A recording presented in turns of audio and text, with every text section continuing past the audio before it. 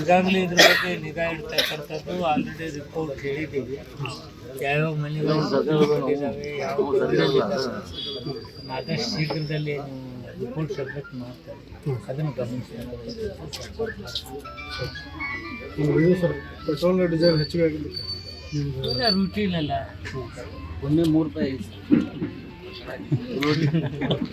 ಯಾರ್ಯಾರು ಯಾವ ಕೇಂದ್ರ ಸರ್ಕಾರದವರು ಇದನ್ನ ಇಲ್ಲಿಗೆ ತಂದು ನಿಲ್ಲಿಸ್ಯಾರ.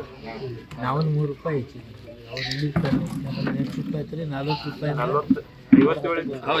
57ಇಂದ ಈಗ 110 ತಂದು ನಾವು 3 ರೂಪಾಯಿ ಹೆಚ್ಚಿದ್ವಿ. ಸರ್ಕಾರಗಳು ಬೇಕು ಬೇಡಿಕೆಗಳ ಮೇಲೆ ಏನು ಕಂದಾಯ ಹಾಕಬೇಕು ಅಂತಕ್ಕಂಥದ್ದು ಗಮನದಲ್ಲಿ ಇಟ್ಕೊಂಡು ಮಾಡ್ತಕ್ಕಂಥದ್ದು ನಾವು ಕೇಳೋದು ಪ್ರಶ್ನೆ ಸಹಜವಾಗಿ ನಡೀತಕ್ಕಂಥದ್ದು. ಜನರಿಗೆ ನಾವು ಹಣ ಏನು ಮತ್ತು ಟ್ಯಾಕ್ಸ್ ಮುಖಾಂತರ ತಗೋಬೇಕಲ್ಲ, ಆ ರೀತಿ ತಗೋತೀವಿ. ಬರೀ ಅದು ಗ್ಯಾರಂಟಿಗೆ ಯಾಕಾಗತ್ತೆ, ಜನರ ಕೆಲಸಕ್ಕಾಗಿ ಬೇಕಾಗ್ತದೆ.